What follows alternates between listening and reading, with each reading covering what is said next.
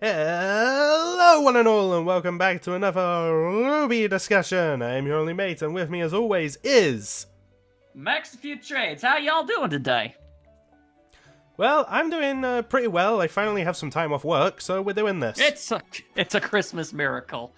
It's like 3 in the morning for me personally, but that's fine. That's my sleep schedule already, so I'm good. That's usually when I wake up nowadays.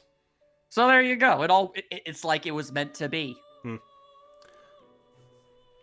So, I don't know about you, but this episode sure was a thing that happened. Yeah, and there's some stuff that brings me happiness, but it's also, oh boy.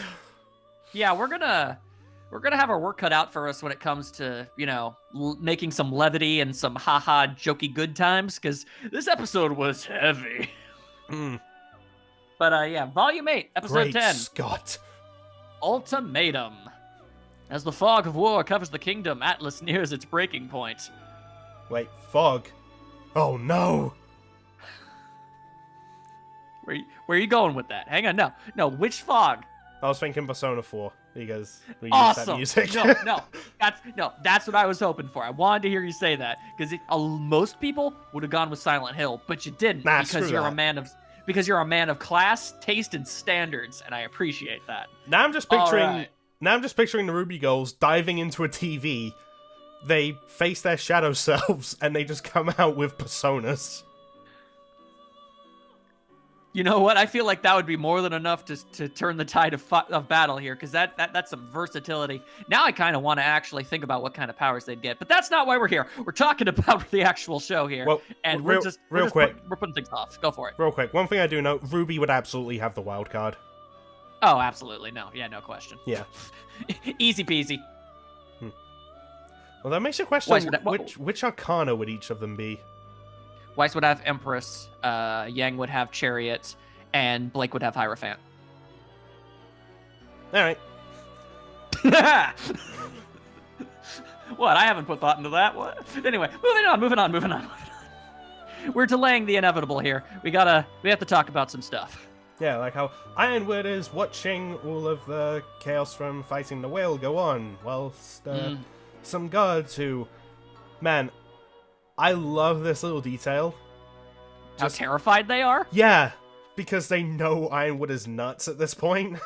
Yeah, Ironwood has gone completely next level cuckoo bananas here. Seriously, we look at the two guards that came in. Their shoulders way up. They're clearly wincing, giving the side eyes to each other. Like, are we gonna die? Which, reasonable worry. Yeah, it kind of reminds me of, like, that scene from the first Iron Man movie. Like, right before Stain shouts at that dude, Tony Stark built this in a cave with scraps. Like, if you look in the background, you can see scientists just, like, hurrying out of the room because they know he's insane. Like, all right, well, did our job, bye. Yeah, that sort of thing. Also, casual note, I don't know if this is intentional or not, but as I managed to pause on these two guards, I feel like I'd point out, the female uniform has 2 less buttons on it than the male one. Oh, does it? Yes. Oh. I don't know if that was intentional or not. I'm going to look to see if they magically show up in the next scene. Anyway, so... They're talking about how, Watts escaped because he had help from Cinderfall. But we still have Jacques Schnee in custody, and Ironwood, to quote a lot of the fans, including us, I don't give a damn about Jacques Schnee. What about the other two? Credit where credit is due. As crazy as this man is, love him or hate him, he is spitting straight facts. Yeah. It's like nobody cares about him at all. Yeah. What about the other? What about interesting characters? How are they doing? Yeah. When I was watching this episode, I'm just like, woman, I do not care about Jacques Schnee. What about Crow and Robin? What about the very literal jailbirds? What's going on with them?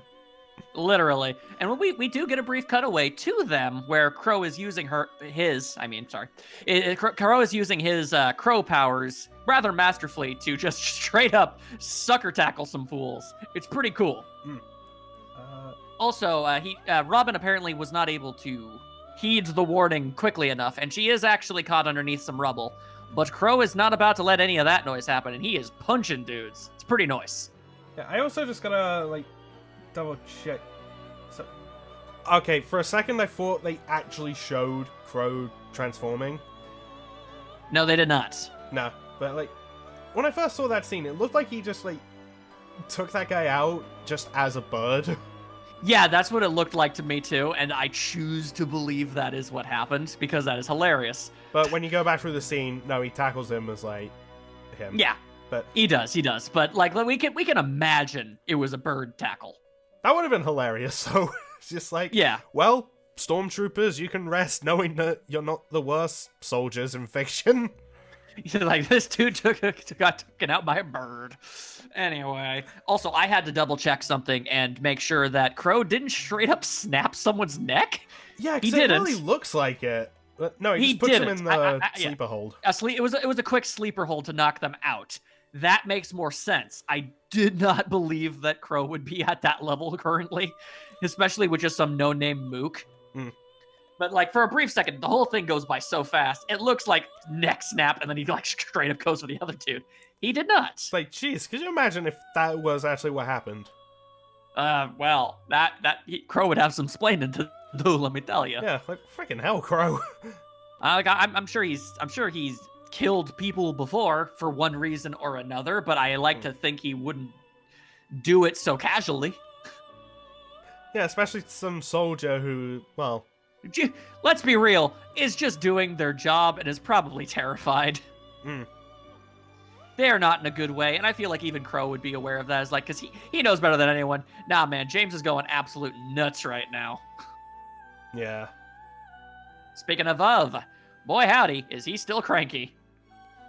Yeah, he wants, well, specifically Crow. Yeah, he definitely hates Crow the most right now. I mean, just because of, like, Clover's blood being on his weapon, like, you know, I can understand that he thinks, like, oh, Crow killed, like, my best Aesop. Yeah, I mean that's a factor. Also, because we have to do this, and we're probably gonna do it more than once in this episode. But we always have to, give shout out to the RWBY animation team. Mm. When the two guards run off and Ironwood turns his back to the camera and he's looking out the window, the way they animate him having like this barely restrained rage, like you can see his body kind of shaking. Yeah. And then he's like, ugh, and then he like kind of lets it out a little. That's really hard to convey, especially without any facial expressions. But you could totally, 100%, exactly what that was. Yeah, like, we'll never stop, like, praising RWBY. Yeah, no, that was intensely subtle character animation that is not easy to do. It can easily just look like he's like shivering. Like, that it's not easy, so I have to give credit on that. Yeah. So Ironwood, he goes to his earpiece and he's about to contact somebody, and then the world explodes. Yep, kaboom!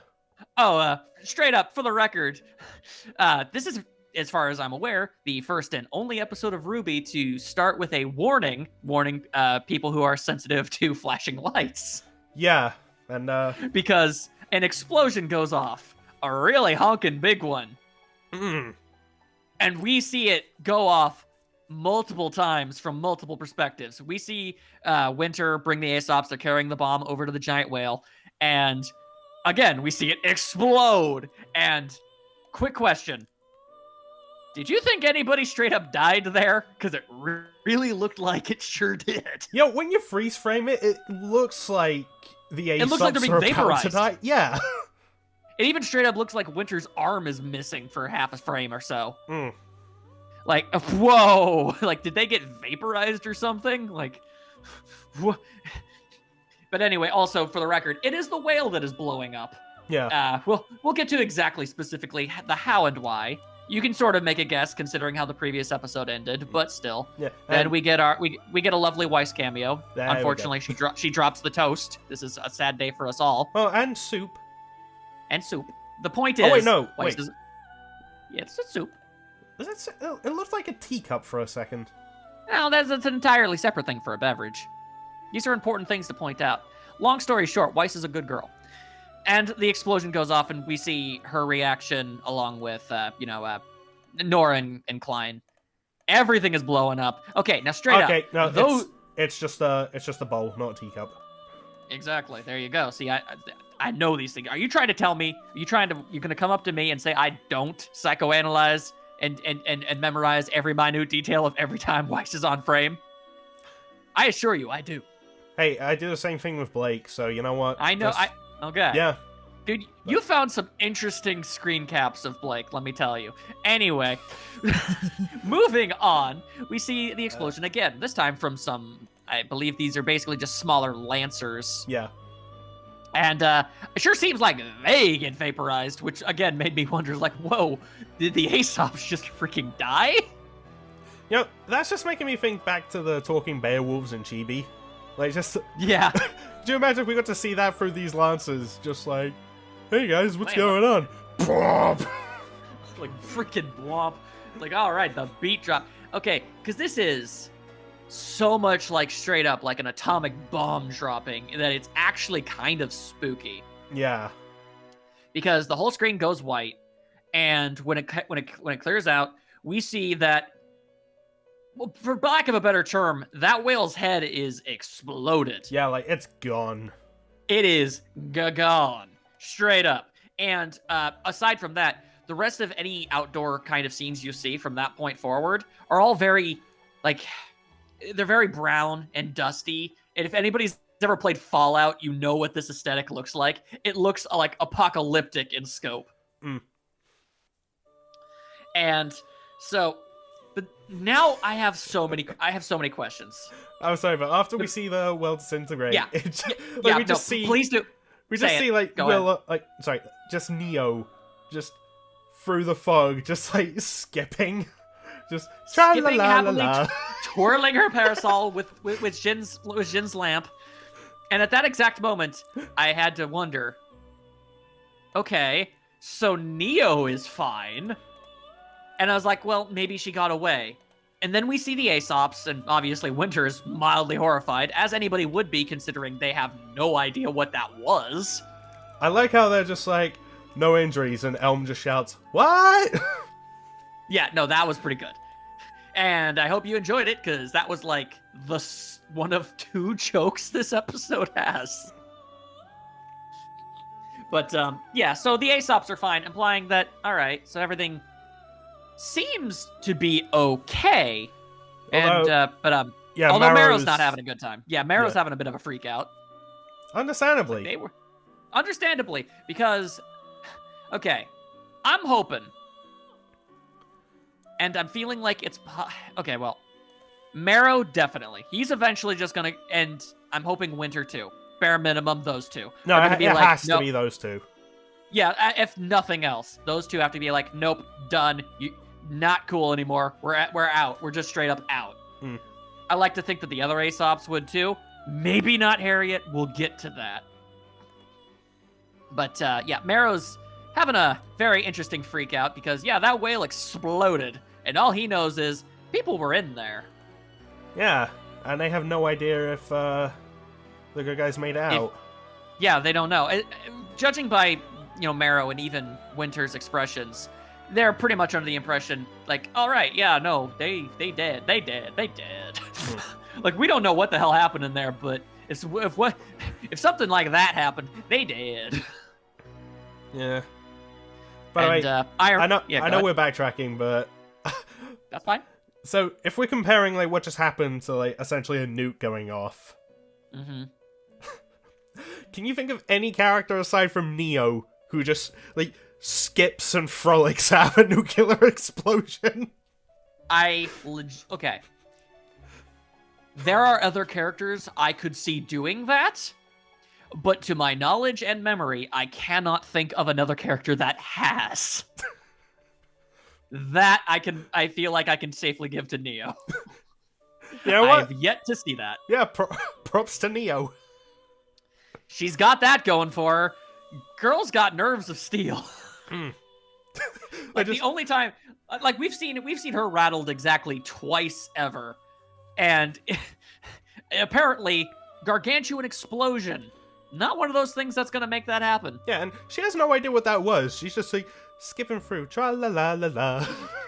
Yeah, no, that's the extra part to it that really baffles me. It's like, it's one thing for her to be doing that if she knew why it happened. But from her perspective, all right, I got the lamp. I'm getting out of here. Yeah, just like... Ka-ka-ka-zoom! Oh, dang, what was that? Guess it doesn't matter. I'm still leaving. Tra-la-la. Like, what the hell? Oh, well, exploded. All right, well, guess how many damns I give? Apparently none. And anyway, so Ironwood calls in, and he's like, hey, good job, you used the bomb. They didn't use the bomb. That's going to be important later. And calls them in, and hey, credit to her. Credit is due. Vine tries to console Elm. And she's like, don't touch me. Yeah, all right. But I'm just proud that I'm actually getting all these characters' names right now. Oh, yeah. I have not messed up any of them yet. I'm feeling good. Then watch. We'll get to volume 9, and you'll just be like, who are these people? God damn. It's like I tried so hard. But yeah, they get called back in, and Marrow's like, Winter, really? And she's like, yep, no, off we go. Store the bomb back up. We're out of here. You're really gonna be prepared to tell your sister? Oh yeah, your friends might be dead.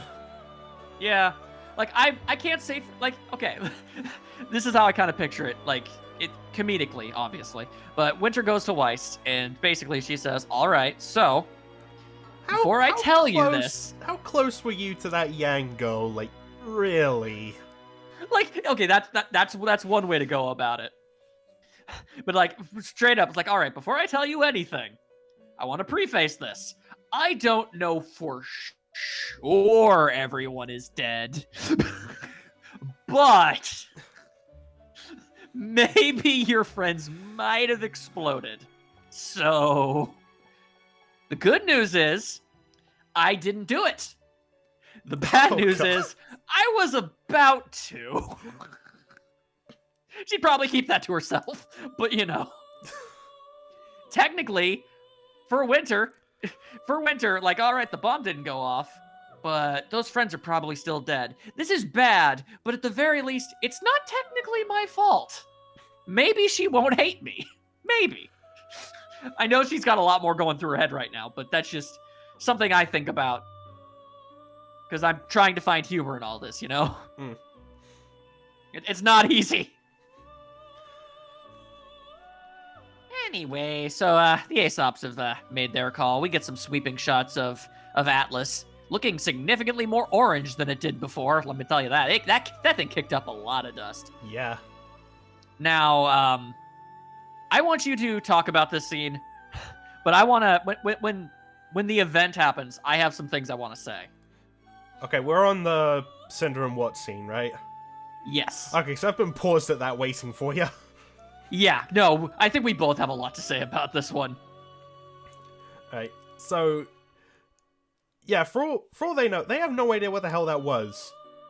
Yeah. And a lot of the bad guys are on that. So it's just like... yeah. No, they don't even know that Hazel turned. No, they or don't. Emerald. No, they don't. They have no clue. Yeah. So it's just like... it's just from their perspective, well, the whale exploded. It kind of ultimately ended up amounting to, well, I mean, Salem's gonna be fine eventually. Yeah, but we kind of need a plan. Yeah, like, we're kind of flying in backwards here. I don't really know what the hell we're doing. Yeah, and Cinder's just like, I got a plan. I'm gonna rip the Winter Maiden powers out of Penny. You're gonna bring her to me. And he's like, yeah, about that? Okay, straight up.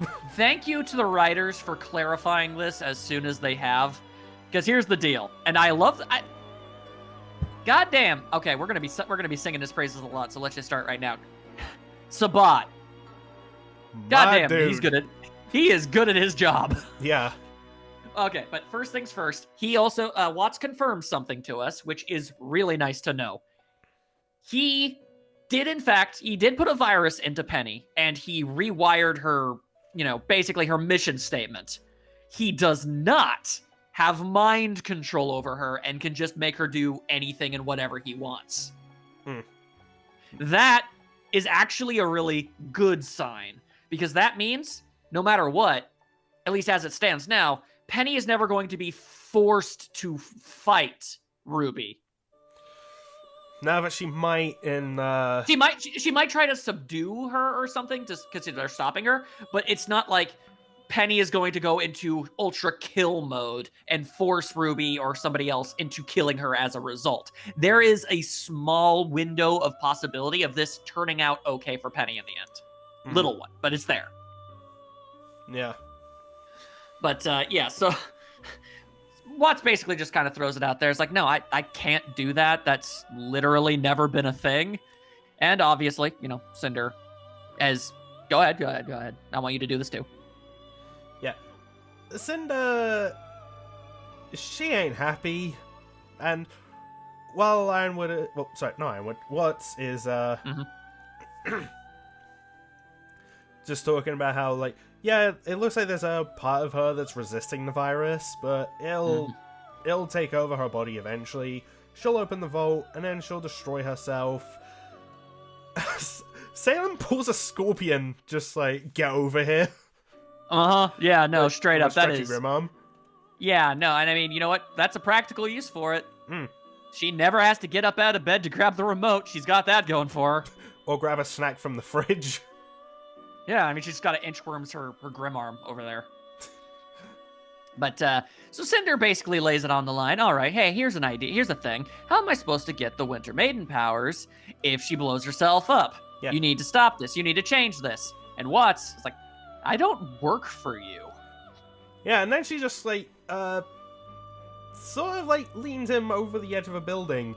And I kind of freaked out when I saw this. Not because, oh my god, she's gonna kill him, but because I'm sorry I'm doing this again. Go for it. There's a scene in Attack on Titan that's exactly like this. Of course it is. Okay. Can I ask you a question about that, though? Yeah, go for it. Did this exact scene happen, and did the person who dangled this person off the roof of a building do it from the middle of the building with their stretchy arm? No, it was on top of the wall, and they were just, like... Normal? Yeah, just normal. It was okay. It was Hanji, and I believe it was one of the wall priests. Okay, because I was just wondering, because of, like, if somebody else also just so happened to use their freaky, stretchy demon arm to dangle somebody off of a bridge, off of a building, then I'd be suspect. No, it's just like the shot is so similar. I know it is. It's pretty fantastic. Man, like, like this season in particular, I'm drawing so many parallels to Attack on Titan. Yeah, I mean, fair enough. I mean, maybe it's all intentional, maybe it's not. I mean, who knows? With something that might be... You know what? We're not going to go into that yet. No, not going into that. Anyway, so Cinder basically pulls out her, her standard usual fare, right? She's really doing her whole intimidating thing. She's going full volume. I don't know, was it like volume 2 or 3 when we finally actually saw her be all super sinister and stuff? Volumes 2 and 3 were when she first started doing that stuff. Yeah, like I know that Cinder technically shows up in like episode 1, but she shows up in episode 1, just like silhouetted, just a Darth Vader style block, Ruby sniper shots. Yeah. But and then like the post credit scene of that volume, but now volume 2 is when she really like became a thing. Right, but but basically my point is, and at this point she has now fully dangled Watts by the throat off a building, and she is doing her best original volumes self. She's laying it out there. She's telling him what she wants, what she's gonna get, and that she is awesome and badass, and that she's gonna get it. And here's the thing, and I want you to talk too, but I want to just open this. I want to start this at the very least. Well, first of all, man, that is really gross. I paused it on Cinder, and you can see a lot of the muscle tendon where the grim arm is attached to her body, and it's kind of grossing me out. And you know what? It's exactly like the dude that was in The Hound. Yeah, exactly. So, which is like, obviously, man, same thing going on here. Yeah, we know what's gonna happen to Cinder eventually. Oh, yeah, no, we can talk about specifically that in just a little bit.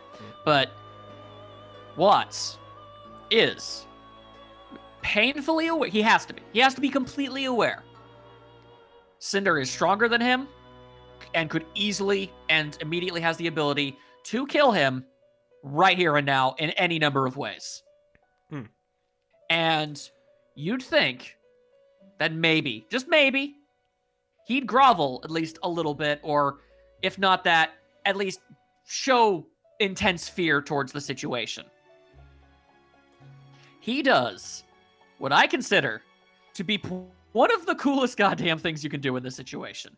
And I say this as somebody who really freaking hates Watts. He's an absolute scumbag. I don't hate Watts as a character. I hate him because he is a bad guy. You know, he does bad things. Usually when we say, "Oh, we hate this character," we're saying we hate them as people. Right, not as the writing style. I like the way he's written because they're good at making me hate him. Yeah. But holy hell. Okay. So, Watts. Very fairly confident that he's probably about to die right now. What does he do with what might be the final moments of his life? Dude starts laughing. And just oh my god, roasting Cinder. He, point by point, moment by moment, lists everything Cinder has failed to accomplish. How she has done absolutely nothing correctly. Yep. Like just, you stormed into Free's room hoping to take on Ironwood's top fighter and his war machine, but you couldn't. And then she became the Winter Maiden. Oh, and what about the time you made a deal with Raven? Well, how did that work for you? Like get all your enemies in get all your enemies in one place. Yeah, that's a really great idea. If only someone was there to tell you it was a stupid plan. Oh wait, I did. Like, it's just so fantastic. Yeah, this scene is so good. It's so cathartic because okay, and I'm gonna bring it all home because again, goddamn Sabat, you are so good at your job. Yeah. But the way he says the lines, I could never in a million years do it justice. But it's like, you think you're owed everything because you suffered, but suffering isn't enough. You can't just be strong, you have to be smart. You can't just, you have to be worthy. And it's like, but all you've ever been is a bloody migraine. And he says it with this raw conviction and hatred. It's so good. It's so good. And that is how you want to go out. As far as he knows, all right, she's about to kill me. I'm going to tell her exactly how I feel. And it is glorious. And at the end of it all, what does Cinder do? You think she kills him? You'd think she would. She'd have every reason to. She doesn't. But reels him back in. And it's just like, taken aback by it, just stunned and cries. She starts to cry. And you know what that means?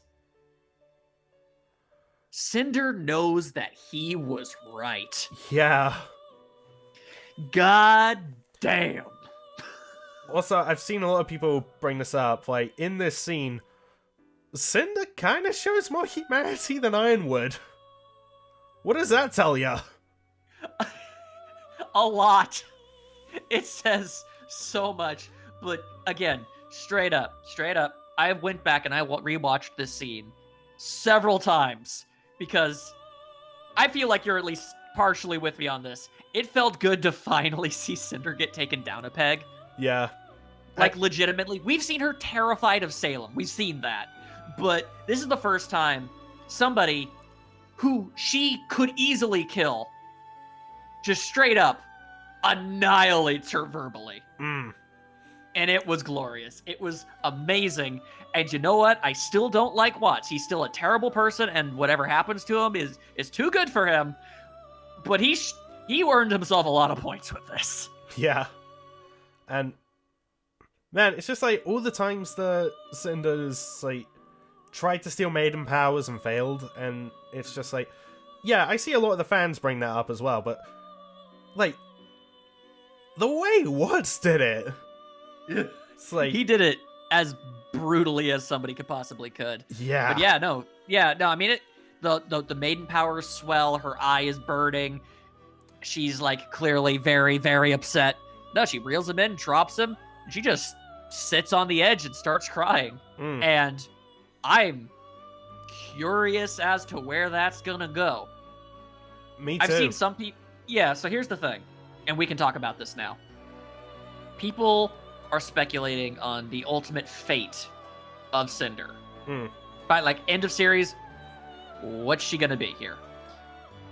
I want to hear your words on that. What do you think is going to be what ultimately ends up happening to her in the end? I mean,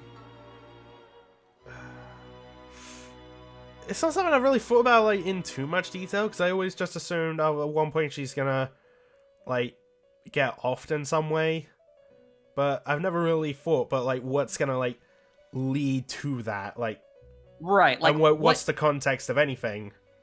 Exactly. Like, here's the thing. One thing that I maybe you disagree, I'd like to hear. But one thing that I feel like is an inevitability, and it's mostly due to the Grim Arm at this point. That's what really clinches it. I think that no matter what Cinder ends up doing going forward, she is going to die. Yeah. I feel like no matter what, that's an inevitability. No matter what breakthrough she might conceivably have, she will end up dying. There is no saving her. I feel like the Grim is going to consume her, even if they somehow manage to kill off or seal or whatever they end up doing with Salem in the end. I feel like that can't be undone. Best case scenario, the Grim parts just kind of fizzle out of her, and she's just got a lot of open wounds. Yeah, like if Cinder was meant to live by the end of this, the only real hope of that is like, let's say Ruby's Silver Eyes completely disintegrate all the Grim in her body. Yeah, which like I imagine would hurt a lot. Yeah, no, that sounds like it would be the most painful. Yeah, but I just see that being like the only way she can like survive the end game. Right. But at the same time, like, I've seen some people speculate, and I have to disagree. And I feel like a lot of people disagree, but, I still want to raise this up. I feel like Cinder has done far too much to ever possibly be redeemed. Yeah, I don't think we're gonna get like a Cinder turn good thing. I don't think that's going to happen. Yeah. Because here's the thing. Like, with someone like Emerald, she aided this stuff. And that's awful. That's terrible. And that's really messed up. And you gotta hold a tour. And we're seeing characters do that. Yeah, like we'll get to that. We'll get to that. But the fact of the matter is, at the very bare minimum, you can go, all right, she was scared, she was messed in the head, she was manipulated. And even when everything went down, we saw it. She was like, oh my god, did I really help make this happen? And she was horrified by it. She might lie, but she was. So, even if she was partially responsible for these things, redemption isn't impossible. But with someone like Cinder, I just can't see it. Yeah, I remember feeling like the exact same way with Adam. Like, back in the day as well, because, like... Right. Yeah, he wasn't, like, the cause of the fall of Beacon, but he did play a huge part, and he enjoyed it. Yeah, that's another thing. If a character is willing to show remorse to an extent, that helps. Not always, but it helps. Yeah. But eventually you just reach a point where a character does enough bad that you just can't. You can't bring it into yourself to ever go, yeah, okay, sure, bygones be bygones. Like I can do this one of two ways. I can say, I'm incredibly biased. She stabbed and almost murdered Weiss. That's enough for me. But even if that weren't the case, she murdered Pyrrha. Maliciously so. She didn't have to. She incapacitated her. She murdered her. Yeah. You can't go back from that. If it was accidental or collaterally or many other possible options, maybe. But when it's directly, obviously intent to murder somebody, a minor at that, you just ain't gonna ever get forgiveness for that. Yeah. Like, and you shouldn't. The only real way I could see Cinder, like, being redeemed is, like, let's say they pull a Darth Vader, where it's like, her final act is, like, stopping, or at least helping stop Salem. Right, like, I don't know, maybe she goes out in one massive blaze of glory to deal some damage to Salem in some way that leads the other characters to be able to, go with another stage of the plan.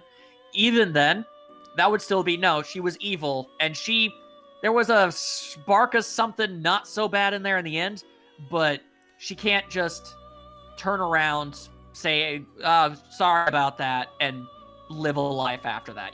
I just don't see that happening. It's a dark thing to think about, but it's something I've been seeing a lot of people talking about, and I'm curious to see where it goes, because at the very bare minimum, I want to see how her end comes about it. Like, are they gonna just straight up, or like, are they gonna continue to go forward with this whole Salem does manage to get all of the maiden powers, but then Cinder gets all the maiden powers, but Salem is like, haha, nope, and she like turns her to a Go-Gurt tube? Or is RWBY or Jean or Royce actually like get revenge for the people that they've killed? Like, I want to know, how is the end going to happen for her? Yeah, I'm really curious about that too. Now we're talking about it.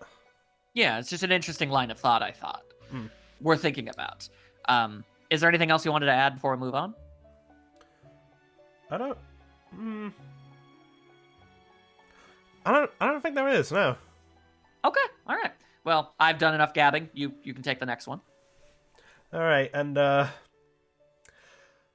I should say a little bit of a warning, because there's going to be some gushing here and there. Go for it. Starting with this scene where you get free license to say whatever. Because even I've got to say, like, the first. Okay, I'll just, not to take it from you, but when the scroll opens and we see who's on it and what they're doing, it's cute. Okay, now go. All right, so, like, we talked about, like, the Aesops and everybody just, like, after the whale exploded, but we finally get Yang, Jean, Ren, and Oscar, who are all totally alive, and... Which raises questions for me, personally. Because, yeah, we're also thinking about, like, oh, what does this mean for, like, Death Battle stuff? Yeah, fair. Keep in mind, this could also imply scaling for RWBY, Weiss, and Blake. But, like, did they straight up survive a nuke? That's the thing. Before we get into this next thing, but, yeah, that's a very good question, and I have a thing that might be in favor against that, but best case scenario, and they did, if Ren, because I feel like Ren probably has the lowest aura levels out of everybody in this current group, if Ren was able to survive it no problem, then you could definitely scale it over to Blake, Weiss, and RWBY easily. But we'll talk about it when Oscar starts explaining things, but the point against it, but you go ahead. Anyway, moving on. So, Yang opens a scroll, and the first thing is Blake, not looking at it, biting her fingernails, just looking so worried.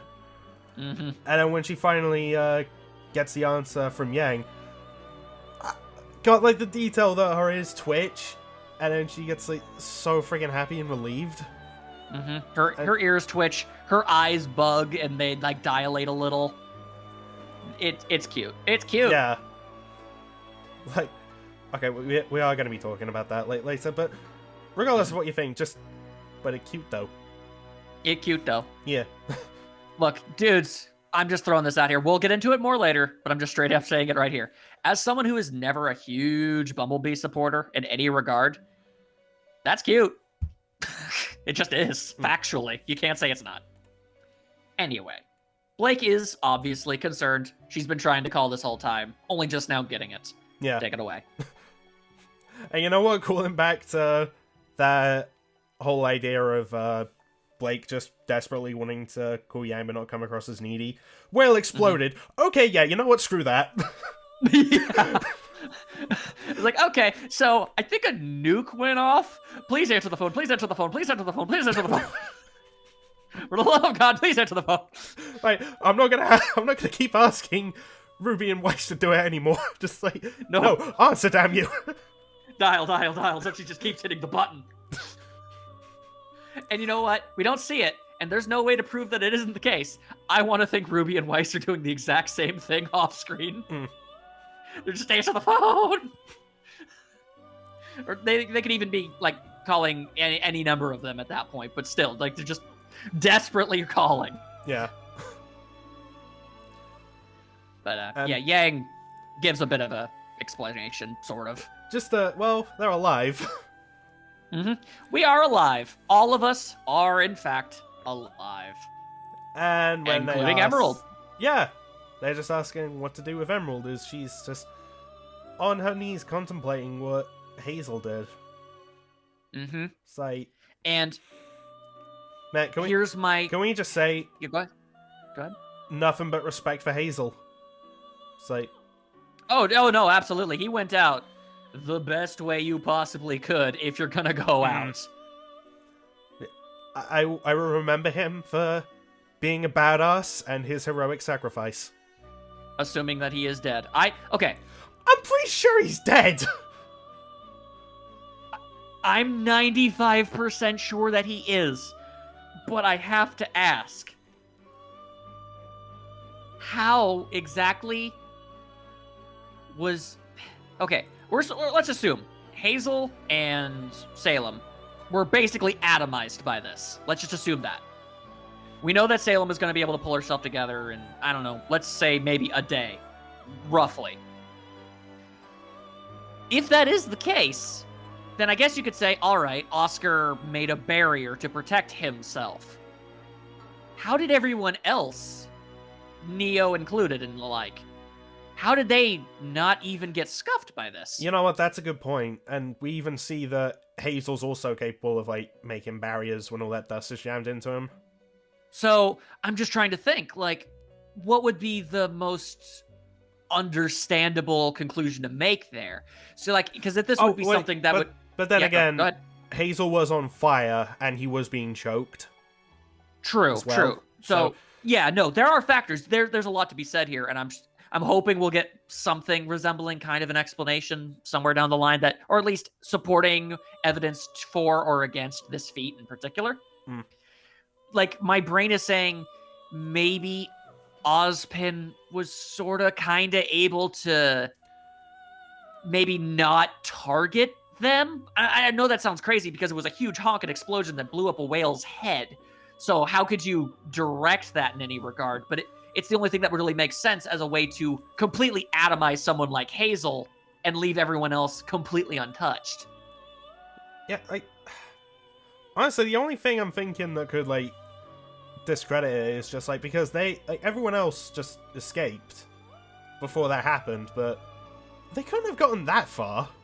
Yeah, that's the thing. So, they weren't at 100% the epicenter, but they were ridiculously close. Obviously, in my heart of hearts, I want to be like, oh yeah, no, they were straight up in the middle of that, and they just tanked it, and they're badass. But I have to be the analytical mind here and go, okay, but how? Yeah, I've had to do that as well. So, it sucks. You really want to see something this cool and go, awesome. They're badasses and they're just that tough. But you do need to hesitate a little. You need to think. It's like, specifically, how did they do that though? Did they really just take the brunt of it and not die? I don't know. Because I suppose technically, officially, none of their auras were broken. Well, we don't even, when that went off. We don't even see how their auras are right now. Exactly. Are they completely tapped out now? Or were they not affected at all? And if they really weren't affected in any way whatsoever, then you really got to start asking questions. Either A, they just straight up tanked it and awesome. Or B, it wasn't as strong as it looked. Which I would kind of have to. I don't know. I would kind of have to like PS on that, because we'd have to look at it as just like, okay, it's a bomb that like took out a whale this massive. Like we don't have the exact measurements on the Grim Whale of Monstro here, but we know it's honking big. It's basically at the very bare minimum, there's like a city inside of it. Yeah, like we could probably scale it to Atlas. Like, yeah, at the very bare minimum, it's the size of a small town, minimum. And and that thing blew up. And also, we know specifically, and we're jumping ahead slightly, but we know specifically what this was. It was lifetimes worth of kinetic energy stored inside Ozpin's cane. He didn't use all of it, but he used a lot of it. So we know it was kinetic energy. So that's basically a punch when it comes to the type of force we're looking at here. So it was basically a big punch explosion that was strong enough to blow up a gigantic whale head. So you can't even finesse it and say, oh, well, he used a magic blast, and this magic blast was able to be concentrated in a way that completely unaffected the other characters. So that's a point for it, is what I'm trying to say. Yeah. We need more info. That's what we need. So I'm just really hoping the writers don't leave us hanging here, because it's asking a lot of questions, and I need answers. I don't need sleep, I need answers. Yeah, this is kind of reminding me of like some of the like discourse that came up about Penny's lasers. Because I've seen whether or not they're actually light speed or not. No, the lasers they are like move in straight consistent speed, don't explode upon contact, they burn through anything they come in contact with. But here's the lasers. thing. They are lasers. Here's the thing. People try and discredit it because, we also see them propel Penny in other things. Not really. I've gone back and looked at it. They're completely different. Like, yeah, no, I was under the impression that was an entirely separate function of hers. Yeah, the lasers weren't what were propelling her. If they were, she'd be shooting death beams everywhere she flies. Yeah, but also think about it this way: like the things we see propel her have always been coming out of her body specifically. Yeah. The lasers I'm referring to are what come out of her swords. Right, and that's clearly different. Yeah, so those are lightspeed lasers. The other thing that is propelling her, those are thrusters. Right. So that's what I always assumed. Yeah. Shout out to Penny for giving us these wonderful scaling feats, by the way. Thank you, Penny. You're the reason our RWBY girls are as strong as they are. You're the reason why a stat gap has gotten even bigger for a certain matchup that we don't have to talk about yet. If only Weiss could use her time dilation. That on top of light speed reactions, the math alone would be absurd. I'm not going to go any deeper than that, but like, how fast would that be? It would be like, at the very bare minimum, a couple times faster than light. Oh my god. That's awesome. You know what I'm just thinking about now? This would be like super universe breaking, but RWBY DC crossover. Weiss used time dilation on the Flash. Oh my god. I'm curious.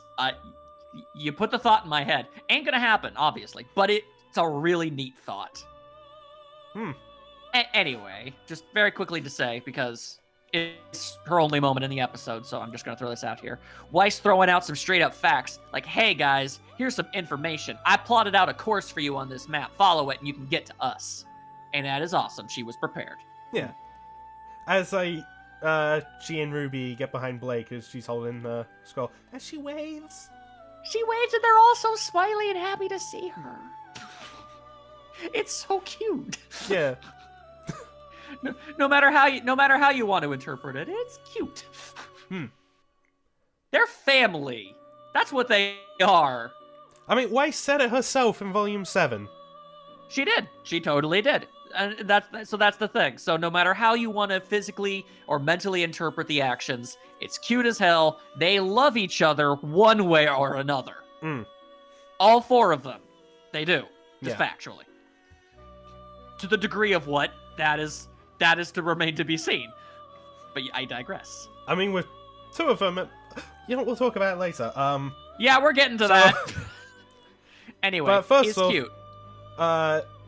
We got them leading Emerald through the subway, kind of at gunpoint. Yeah, they straight up do. And it's hilarious because the way that the guns work and everything, like, Yang is like, all right, she has her at gunpoint, which means she's basically just holding her whole ass fist up. In which case, I kind of feel bad, because, like, you know what that does to your arm if you do it too long? It gets, like... It gets tired. Yeah. No, but it's just straight up funny. It's because... I wonder, would the same thing happen with a robo-arm? That's a good point. In which case, why isn't she using that one? Yeah. Questions for another day. You know what? It's so we can get to this moment, which I'll get to. Jean is saying that Emerald ain't going anywhere after everything that she's done. And absolutely. Ren brings up that, like, she could give them a lot of information, such as Mercury and Tyrion on their way to Vacuo. Oh, that would be fantastic. It would also give us a segue for why the girls would go to Vacuo more urgently, other than, well, obviously Relic, But yeah, and obviously, like, well... It gives them a leg up. Vale was attacked. Mistral was attacked. We've just had Atlas be attacked. I wonder where Salem's gonna go next. I know, but what I'm saying is it gives them a leg up. Emerald has useful information. She just does. Yeah. No matter how you look at it. And, Oscar and Ren are willing to go, maybe we should work something out here. Maybe we can make something happen. It's actually kind of interesting that Jean is on the side of, but I hate her, though. It might be because... no, I know why. No, I know why. And, Yang brings up a pretty good point, honestly, that Emerald is part of the reason she has that robo-arm. Yeah, no, she is, which obviously can extend to she's part of the reason why Pyrrha is dead. Yeah. And part of the reason why Weiss ended up getting impaled. Stuff like that. There's a lot to answer for. And part of the reason why that one dude in the Vital Festival, Nolan, the dude with the stun baton that was in the Amnesty Arena game, explicitly, yeah. His whole team is dead. Literally all of them. Yeah, he's the only one left. There's some hidden lore for you. You know that one team? It was the team that Juniper fought, right? Yeah. Yeah. You know that team that Juniper fought where Nora knocked all four of them out of the ring and it was, haha, really funny and silly? Yeah, 3 of them are dead. Which makes me sad because I used May a lot. So, but you have to read, this is in the books, by the way. Just After the Fall? Is that the one? Before the Dawn, the second one. Before the Dawn. Sorry. Oh, but either way. I will just say, quick spoiler alert for those who don't want to know this. But for those who are just like, oh man, that sucks. Like, he's being made an honorary 5th member of Team Sun. And straight up, like, if we get evidence of that actually being the case, like when we do get to Vacuo and we see him, and we have no reason to think that the events of the books aren't canon. No, they are canon. But I know. I'm just saying, it's one thing for a book to say, it's totally canon. It's another thing for the show to be like, all right, here's Team Sun. And now Nolan is here. And everyone's like, well, what's the deal with that guy? Or, like, long story. That sort of thing. Then you're like, oh, okay, definitively anything that was in those books. Like, it's not even it's so easy to say, yes, this spin-off book we wrote is completely canon, and then nothing ever contradicts it, so you can say that. It's another thing for it to be very definitively clear. That's all I'm saying. Yeah. Also, I just like that the team name now is Team SSSNN. Yeah, because of course it is. That's just convenient. But, so yeah, Ren is obviously scanning Emerald, is like, I'm seeing pretty much all of her brain waves. This chick is scared and remorseful. But, to her credit, Emerald's like, yeah, no, actually, I agree with Yang. Like, why on earth would you ever trust me? That's just stupid. Yeah. Although, I do like how Oscar's saying, like, look, like, Yang, you don't have to forgive her. You have every reason to feel the way that you do. Correct. Yeah, that's absolutely right. And absolutely. Look, as much as I've wanted Emerald to like turn good all this time and join Team RWBY in their quest to save the world and everything, I was never hoping it would just be, oh yeah, we instantly forgive you. Hell no. Yeah, no. That she's done too many things to just be forgiven. She has to work her ass off for it, if she even does. We'll see. Yeah, and you know what? I'm looking forward to hopefully seeing that. I personally like the idea of like maybe bond with Blake and then she helps her through the Cinder stuff. And yeah, no, there's so much potential here. Yeah, it'll be like with what Yang did with Adam. You know, to quote George Lucas, it's like poetry. It rhymes. Yeah. All right. And my brain. Ozkur basically lets it slide. Ozpin. Yeah, no, he's back in my brain. And he's like, whoa, all right, everybody, hang on. I know. I was the same way. I know. Chill. All right, we chill? We all good? All right. Yeah, because you know how we've been totally aware of this, like, from the start of the season. It's just like, he never told them. I forgot they didn't know. I forgot. Straight up. I did not remember that he kept that from them. For understandable reasons. I mean, I remembered it because I've been going back through RWBY recently to get notes for something, which I have all of it now. But yeah. And by the way, man, going back through the show from beginning to end with all this perspective, it's like, whoa. Yeah, no, there's a lot more foreshadowing and everything that you would. This was clearly, with obvious some things because you can't write everything out at the beginning. This is where the story was always going to go, and you can tell. Yeah. But continue. But yeah, Oscar brings up the, well, when he was tortured, Ozpin took over and took it so that he wouldn't have to. Yeah, and you might be thinking, wait, wasn't that the other way around? He did take some, though, so this isn't lying. No, he's not lying to them. And no matter how you look at it, Ozpin, he did do good. He did good by Oscar, and at the very bare minimum, he consistently offered, like, seriously, switch with me. You don't have to take this. I'm willing to take it for you, which is at least something. Yeah. I'm not going to say, absolved of all things, Ozpin B. No. But he's working on it, and I can see it, and I can appreciate it. Yeah, and now, Oscar knows the secret of, this cane and the massive amount of power that it has. There might be more to it in there. We don't know. But yeah, he explains that lifetimes worth of kinetic energy stored inside a cane caused a big ka-ba-ba-boom-boom. And it's like, it sounds like, indeed. It's okay, like, so, he did say he didn't use all of the stored power. No, he said he didn't use all of it, but most of it. I don't know about that bit. Really? I don't know. Do you think he did use all of it, or if there's more? What do you think? What I was thinking is like, well, then again, like it's the way I would probably like just have it. It's just like, no, you didn't use all of it. Just leave it at that. That's okay.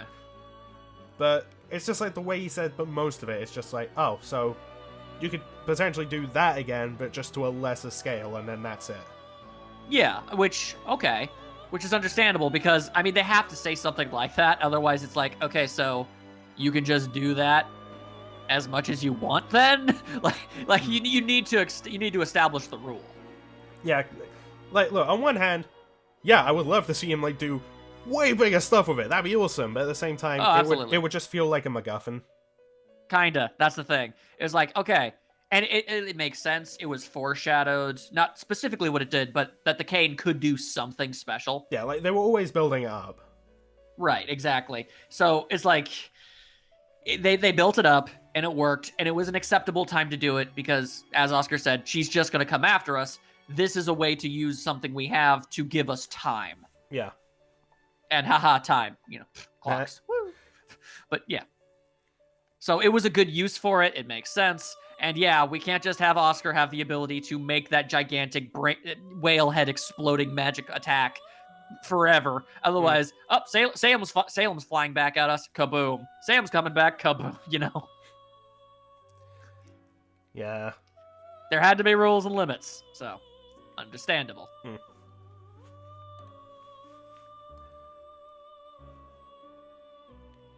To their credit, nobody is pissed off at the moment at Ozpin, so that's good. Yeah, like, they hear Oscar say that he's done so much to help him out and save everybody. So, at the very least, let's cut him that mild amount of slack right this moment. Yeah, and then it's just, oh no, a baby crying. It's like, we heard baby crying. Why baby cry? Oh yeah, all of Atlas is down here. Did you kind of forget about that as well? Slightly. Yeah. But a lot has been happening. Also, because I want to point out just one more, snap my fingers, good job, RWBY animation team. If this were volume 1, this would just be a bunch of black silhouettes. Oh yeah, it would. But it's not. These are a bunch of legitimate, straight up, fully modeled people. And that's really cool. Because it makes the scene so much better. I just noticed, like, I probably should have noticed this because it's been a part of, like, advertisement for the Atlas Academy. But, like, you see students and they're wearing berets. Yeah. Huh. Attention to detail, yo. But now I know that I've been robbed of Weiss and a beret. Well, that was her choice. She never wanted to go to Atlas Academy, so, you know what? I know. I respect that, but, man, she'd look mad cute in a beret. Hey, maybe we can hope for, like, a shopping montage where they try on all these different outfits. I mean, I need to look towards the future of something good happening.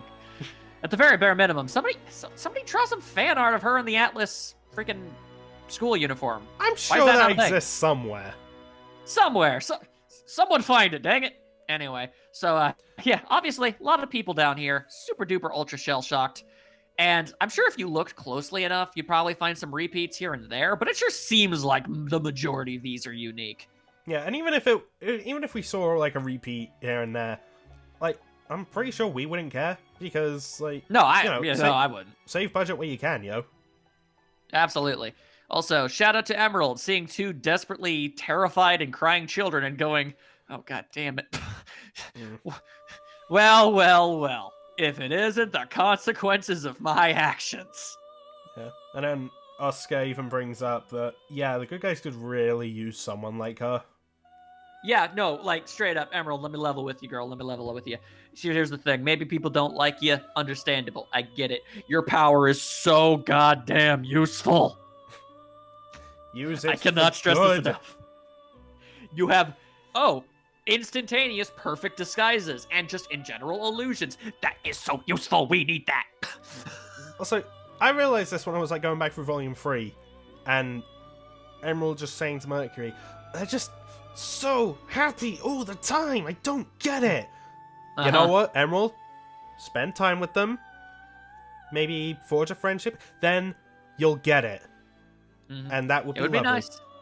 It sure would be nice. All right, well, we sure did try to put this off for as long as possible. Oh, boy. The next scene, I'm going to be entirely honest with you. I don't know how to go about this. It's, I don't know if I can actually find even the tiniest sliver to make humor out of. This is actually just a straight-up very dark scene. We cannot. Yeah,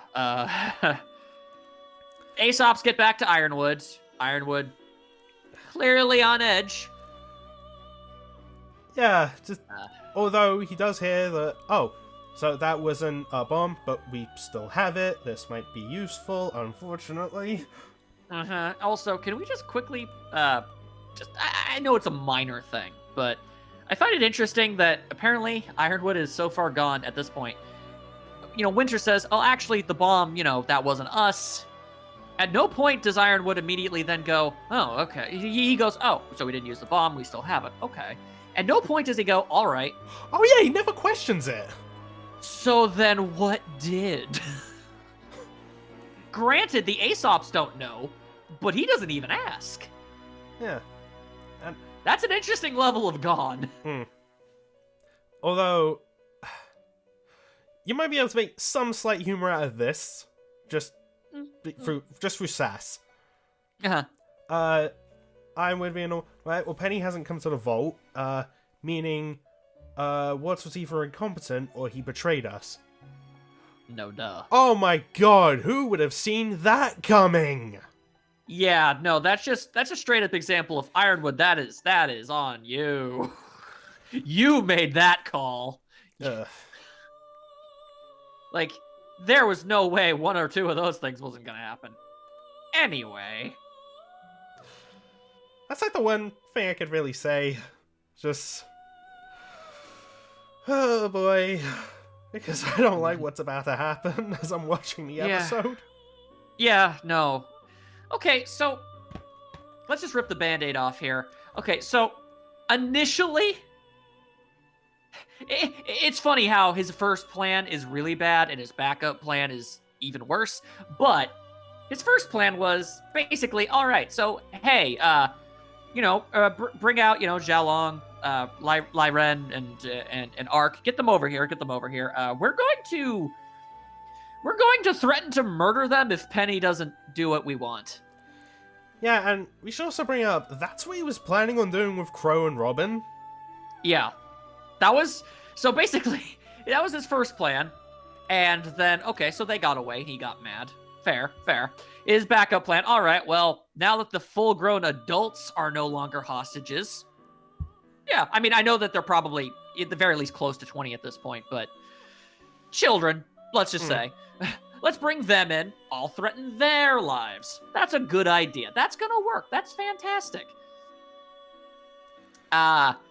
So Winter obviously has to deliver the news. We don't know where they are. Well, we don't have them. She says we don't have them. That's all she says.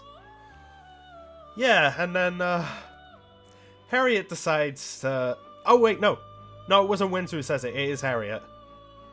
Oh, yeah, you're right. Like, she just straight up snitches on Winter, saying, "Yeah, we don't have them. Winter let them go." I mean, she gives absolutely no context for it. Not that I feel like it would have made it any better, because I think Ironwood is fully gone completely bananas, and it wouldn't matter. Long story short, yeah, we don't have them. Yeah, and this close up on Winter's face. She is terrified. And I've seen people bring this up. People comparing that to the portrait in the Schnee house. Yeah, no, it's kind of the same face. It's the face of, oh, I'm not God. okay. I'm not okay with this. I am not happy. Send help. I'm scared. That is the face that she is making here. Also, Jesus, that close-up on Ironwood's eyes. Shout out to the animation team. You've unnerved me. Again. Yeah, also, again, the close-up on the eyes, that is freaky. Also, shout out to Winter's animation. She is not making eye contact, and either I'm wigging, or she's literally trembling right now. I think she might be, honestly. I mean, a little. Obviously, she's still got a lot of composure there, but either it's the camera doing something, or my eyes are wiggy, or she's trembling a little bit. She's scared. No matter how you look at it, she's scared. Yeah. Oh, she actually has like a little breath of relief when Ironwood takes his hand off her shoulder and starts walking away. Yeah, you can see it. It's subtle, but it's there. And Ironwood. Yeah, he death slams so hard that he basically atomizes it. Like, holy crap, this dude is stronger than I thought he was, and I already thought he was pretty strong. Yeah. Like, at bare minimum, that was a rock. And a rock with a lot of electronics inside of it. That ain't easy to break, and yeah, he made it look like balsa wood. All right, so then that was we get that's the second plan messed up, and more new news. You take it from here. Go ahead. Yeah, you saw some news that they're detecting a lot of non-military ships. And upon inspection, they're Schnee Dust Company freighters. They're heading towards Mantle. And I'd like to just quickly throw this out here. Thankfully, we know for a fact that they are being manned by robots. Continue. So, Whitley's plan of getting the Schnee ships that aren't being used because of the embargo to evacuate people and get them to safety, it's working. Oh, and just very quickly, we know that it isn't the case, but I mean, she played a role, but Ironwood immediately blames Weiss for this. And then immediately cuts to Winter, who, It's like, oh god. On one hand, proud. On the other hand, that's a target. That's a target. Red flag, red flag. And, Ironwood just sits down and has a little smirk about how it was all about Mantle. He's come to a conclusion, and I don't like it. Me neither. I don't like it. I don't like. He comes to a conclusion that only the most absolutely bananas of people are going to do. We don't get to hear it immediately. We have to wait a little bit longer. Yeah. Thankfully, because now we get to talk about something that's actually rather funny. Yeah. No. Thank you. Yeah. A small bit of levity in between the two really messed up scenes. Cinder gets a texted message from Neo saying, "Hey, your boss won't stay dead, but you will without this," winky face, and just sends a photo of herself with the relic. And she's all like, "Oh." Also, you might not have noticed. You might not have noticed this. Straight up, that is hilarious. That is good. I'll give Neo credit to that. She is taunting Cinder. It's funny as hell. Neo being a troll is amazing. Yes, but I don't know if you noticed this, because I didn't, and I'm only just now noticing. Neo's picture to the left. She's putting her hand up like, "Hey, stop that." Yeah. Do you know what this means? Personalized photos. Yeah, no, exactly, but think about it. Think about what this specifically means. The scene that had to happen. At some point, Cinder was like, "Oh, hey, Neo, I'm going to need your scroll number, right?" And he's like, "All right, and I'm going to need a picture." And Neo is not having it. That scene had to have taken place off screen at some point. Yeah. That kind of makes me wonder, like, Team RWBY, what are their scroll pics? I don't know, but I kind of want to. I mean, Ruby's for Yang is just the picture that's on her Huntress license. Right, I feel like they're being pretty official about that, but, let's just have a little bit of fun and, actually think about what they would use for each other, and there's a lot of opportunities for cute things there, and there is. I need that in my brain. Like, I don't know, what would RWBY use for Weiss or Blake's picture? Would they be official? Would they be candid? Would they be silly? Would they be warming? I don't know, but it would always be nice. It would be nice. Yeah. Anyway, so and Cinder's obviously mad about it. Yeah, and as Watts is asking, like, "Oh, who is it? Did someone survive?" Neo sends another message. "If you want her name, you know what you owe me." And I'm left wondering, I mean, okay, the obvious money is on RWBY? Is there any chance that could mean something other than that? It's either that, or... Well, actually, I don't know. There's nothing else that really could be.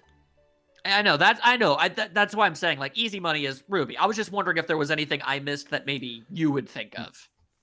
Oh, also, yeah, this helps with the whole, like, how is Neo gonna ask a question thing. Like, no, she's not doing it. She just needs, like...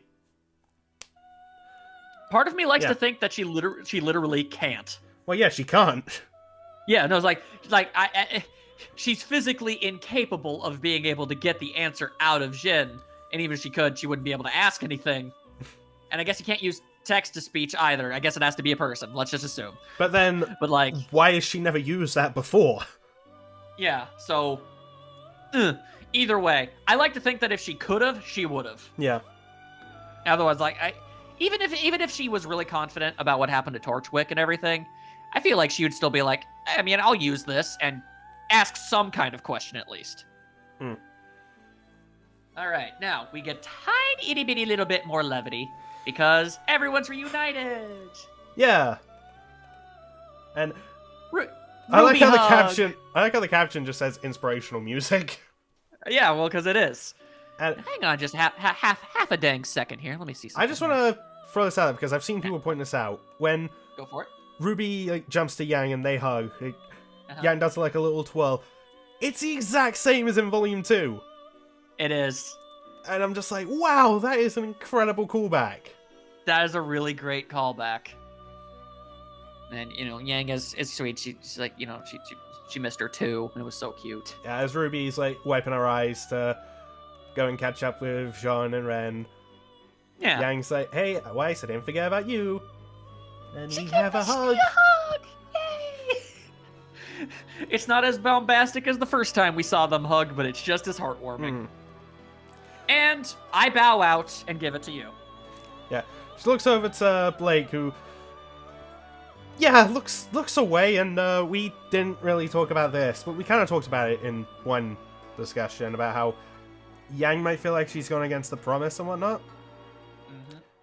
Blake promised to, like, not leave Yang again. What if she felt like, she betrayed that by going to help out with Amity and not with the evacuation, like, with Yang?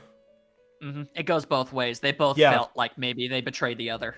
Yeah, but no, in this scene, and we also even, like, we kind of get, like, a sense of Yang just knowing, like, no, Blake, don't think less about her. Like, going back to that, so as Blake is just looking away with her eyes closed, Yang cups her face with her hand. Strokes her human hands too. For the record. Even strokes her cheek with her thumb, and no, we saw her do that in the scene after Adam died. It has a bit more of a different meaning now, I feel. And it's super cute, and Yang blushes. Like, it's honestly super hard to tell at first when I was watching it, because, like, yeah, they have, like, the rosy effects on their cheeks, so it's a little hard to tell sometimes, but look at it closely, you see it change. Like, so Yang is now the 4th character to have blushed in this entire show. So, there you go. There's a fun little metric for you. By the way, if anyone's curious, the other 3 are Ruby, Blake, and Oscar. I like how of the 4 main Ruby girls, right? Like, 3 of them have done it. Just waiting on Weiss. Weiss doesn't need to. But Weiss don't need to. Z-Snap, she don't need no man or woo-man or anything in between Anne. Or in the case of, like, well, you've said this just to sass Blake. Weiss a strong, independent woman who don't need no Yang. It also true. Okay, so is there anything more you want to say about this? Well, and just the fact that they just, like, do the forehead touch thing, and oh my god, it's so freaking cute! For the record, that trope is called the headbutt of love. And so, I mean, this is not the first time they've done that, too. Yeah, no, I mean, but, like, if you're not gonna say it, like, dude, I am. B's confirmed. Yeah. You don't do that. You don't animate, you don't write that, you don't animate that, you don't have that happen if that ain't where you're going with it.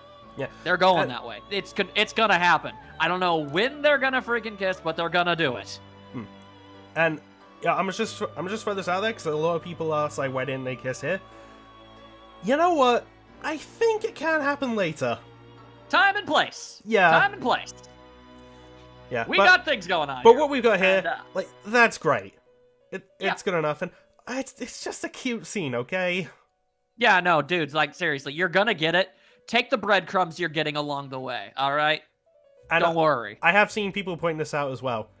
Because it's a thing that cats do as well. Like, they just rub their heads up against, like, the ones they love. Can confirm, they do. Yeah. We've seen Blake do that, like, with a family as well. Like, yes. Carly and her both did it with Gira. Yes. Yang's the only other person she's done this with. So, and more than once. So, I mean, granted, again, you have to put a little bit of an asterisk on the first time because, they were both kind of horrified, sobbing messes at the time. Well, Blake was. Yang... She was. Yang was in full-on comforting mode. She was just, I'm a hug you, I got you, we're good, it's all good, that sort of thing. You couldn't, theoretically, that's not explicitly romantic. It clearly was meant to be, but you could make the argument that it wasn't. That's all I'm saying. Yeah. Whereas here, it's a small, quiet moment. There's no other way to interpret it. Also, I talked about this off camera, but man, look in the background and you just see like Ruby and Weiss just looking at them and smiling. They're just looking at him like, yep. Yep. I don't know. And like it's simultaneously at the same time, it's like, all right, things are proceeding. You just know the look. If they were given more time and nothing else had happened, they're like they would like sidearm each other. It's like, are they just gonna get on with it? Man, I don't know. I thought they would too, but what? Like if it helps anybody out there, project your feelings onto Ruby and Weiss. Have them be your outlet. Have them say what you're feeling, and it's so much funnier. You know what? This is not gonna come up in the show. I know that, but no, of course not. I kind of like the idea of just like Ruby and Weiss have a bet, like who's gonna initiate the first kiss. Yeah, we did. We talked about this, and I'm of the mind. Weiss is betting on Yang. Ruby's betting on Blake. I actually kind of want to agree with that, because on one hand, you know, Yang is Ruby's sister, so you'd think, oh, but she'd bet like on Yang doing it, but she also knows her so well. She knows, nah, she like, I know her. She ain't gonna do it. So that's the sort of thing. But Weiss has like this sort of more. She's close, obviously, but not as close. So she's like, well, I mean, yeah, sure, but I mean, like, you know, I had this conversation with her, and I got her to, you know, be more open to the idea of letting Blake back in, stuff like that. I'm confident in her. I'm putting money down on that. That it's never gonna happen in the show, but it would be hilarious, and it's nothing contradicts it. We can assume that it happened. And before we move on to other stuff, I just want to quickly throw out my headcanon for who is going to initiate the first kiss and why. Go for it. I say it's going to be Blake because... Okay, on one hand, no, it's just my bias because I want Blake to do it, but... Duh. But you know what? Because of everything that Blake has been through, Yang is like, okay, you know what? I'm going to be respectful. I'm just going to not rush Blake into anything. It'll happen when she's ready. And that sounds like something she would do. Yeah. So, by that virtue, obviously, Blake would kind of have to be the one to do it, because Yang would just simply not until she thought she was cool with it. All right, so we got all of our warm fuzzies. We happy? We having a good time? Well, then Ren just asks, hey, where's Nora? Yeah, and that's a bit of an issue, and Weiss decides to she walks over. It's like, okay, yeah, I guess I gotta be the one to talk about that. Ren, you missed a bunch. All right, and then finally someone like pays attention to Oscar because he's there too. Quick moment. Quick aside. When the door opens, Ruby sees in her vision, and from our vision, she could only see Yang, John, and Ren. So tackle hug Yang. Makes sense. Totally cool. We got it. And she has a quiet, more subdued, like she gives some hand-holding with John, and it's nice. And then she was about to hug Oscar. That was gonna happen. Her arms were out. There was gonna be a hug. Eh? No, I was about to say just like, oh, but before that, she was also like, hang on, Oscar, I gotta watch my sis touch foreheads with someone. Yeah, it's like, hang on. I know we might have a thing going on here, but hang on. But this has been built up even longer. I gotta see. I don't want to miss the payoff.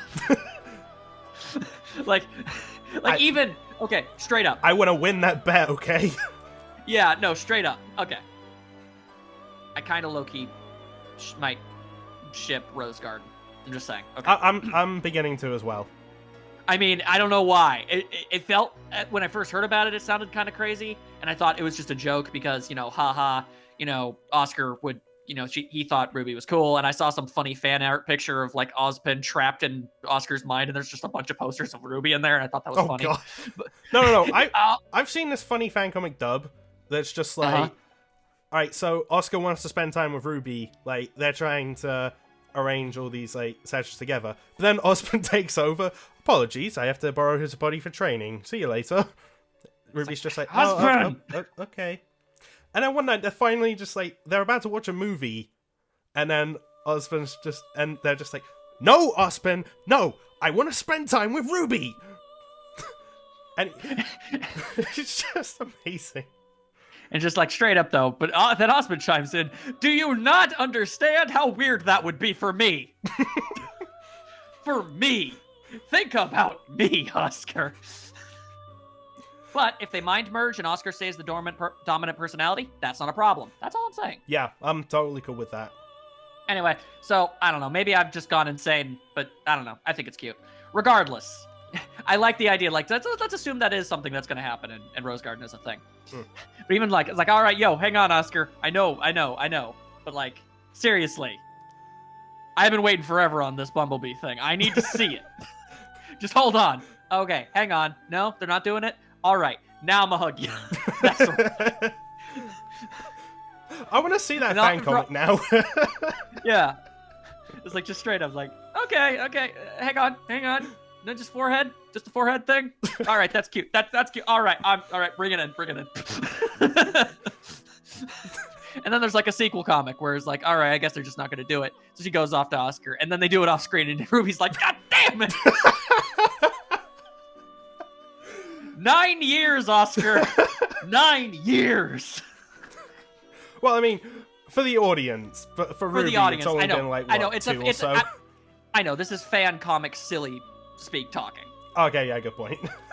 Anyway, so there was about to be hug, and it was nice. But Emerald is there, and RWBY's all like, oh, hang on. I think I might have to murder this girl. Like, she goes for Crescent Rose. Oh, my God. I just noticed the detail. Yeah, Emerald grabs her weapons as well, but she's sad. Yeah, no, hang on. Straight up, first thing, if you go this frame by frame, and I managed to pause it, like, absolutely perfectly. Straight up, first reaction, shocked that this is happening. She's like, oh, whoa. And then she goes for it. And she's like, okay, hang on. I guess I'm fighting. I guess I'm doing that. But yeah, no, she does have a bit of a tinge of like, I'd prefer not to. Also, like, even before that, when RWBY's about to spoil, you see, like, Oscar has his hands out, like, just, and smiling, waiting for the hug. But then as the camera pans over to Emerald, he puts his arms down, and, like, he no longer has a smile. He's just like, aw. Oh, damn it, I almost got a hug from RWBY. Do you have any idea how many people would be envious of this moment? I almost got it. But yeah. I almost lived the dream of many fanboys. And I lived the dream. Yeah, some fangirls too, obviously. But I almost lived the dream, people.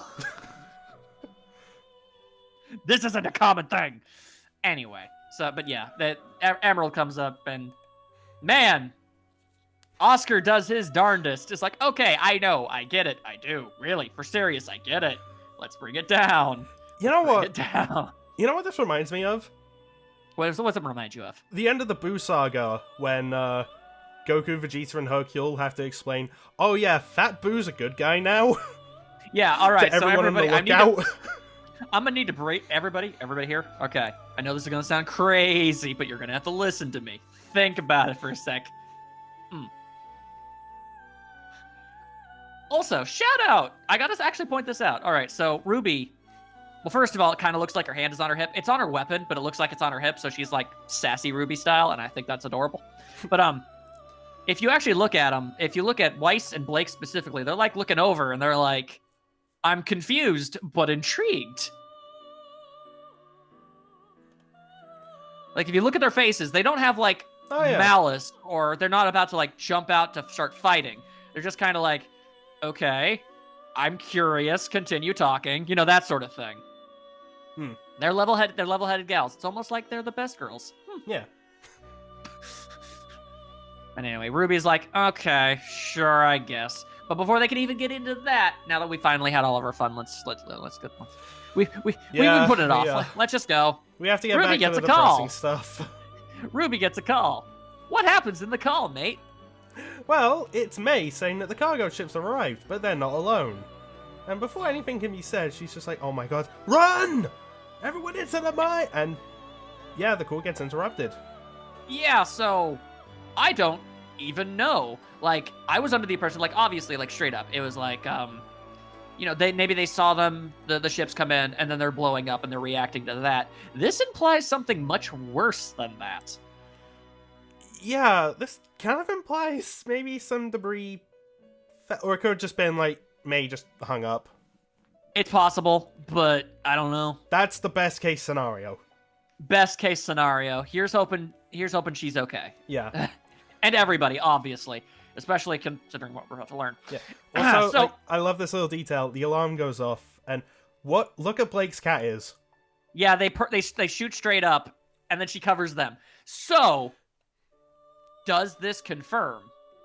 The Blake straight can up, hear out of them, yes. No. I always thought that. I'm just saying. Yang covers her ears, you know, her people ears. I'm just curious. Other than Chibi, have we actually physically seen Blake's human ears? I'm pretty sure we have, yeah. Okay, I'll believe you. I was just wondering, like, she just purely covers the cat ears, so I was like, is that proof? Does she not have people ears? If she lifted her hair back up there, is it just smooth? I know it would look weird, but I want to know. I mean, I'm pretty sure she does have the human ears as well. Like, yeah, probably. Yeah. She's just not that good at hearing. Anyway, everyone's scrolls go off, and did you know that scrolls had a massive projector in them? Well, first of all, I just kind of want to get this out there, because I would have had to look this up for Blake at some point. Yeah, sure, go for it. So, because Blake can hear out of her cat ears, her hearing is 20 times greater than everyone else. Yes. Cats have ridiculously good hearing, and we have no reason to think, when you consider the fact that, you know, characters like, say, Sun are able to use his tail exactly like how a monkey would use it, we have every reason to think that Blake's cat ears, or faunus ears, work exactly like a cat's. So she just straight up got that good hearing. Yeah.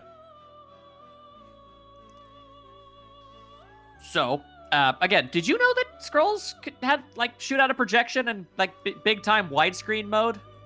Did you know that? I'm pretty sure we've seen that, like, here and there with them. Maybe. I guess maybe just because this is, like, such a big moment that's, like, ingrained in my brain now, that and only just now really starting to question it. And maybe I'm finding more ways to delay what we have to talk about. Alright, let's just rip the band-aid off, because I got a big thing I gotta get into after this. Alright, sure. I can basically do it if you need. You know what? You lead into this. Just because of Weiss reacting to it. Yeah, absolutely. And once you want to jump in, tell me, and you'll have the floor. Right. So we see the company, the Shinee Dust Company things. We see them, and they're flying in, and they're blowing up. All of them are terrified and horrified by this, really, Weiss included. She's got some serious trembling going on there, and I just want to hug her, but I can't. But the point is, that's not good. And then we get this really super duper spooky, ominous lighting going on here for Ironwood. So, which can only really lead to me to believe that, all right, so hey, Aesops, I'm gonna film this thing and I'm gonna send it out to everybody. Can you get like the spotlight? Anyway, Ironwood pops out, and he's yes. While we're making jokes about this specifically, I want to shout out to something I saw on Twitter. Sure. This speech Ironwood's about to do, someone took that screen cap from Sonic Adventure 2 when Eggman is making that announcement before he blows up half the moon, puts it over Ironwood. It works too well. It works absolutely perfectly, and that is hilarious. The crossover you didn't know you needed. Anyway. Team RWBY, get the Chaos Emeralds and go super. Hell yes. Blonde Weiss. A thought for another day. Dude, okay, one Blake. Oh, wait, that's Leone from Akame Kill. Basically? Anyway.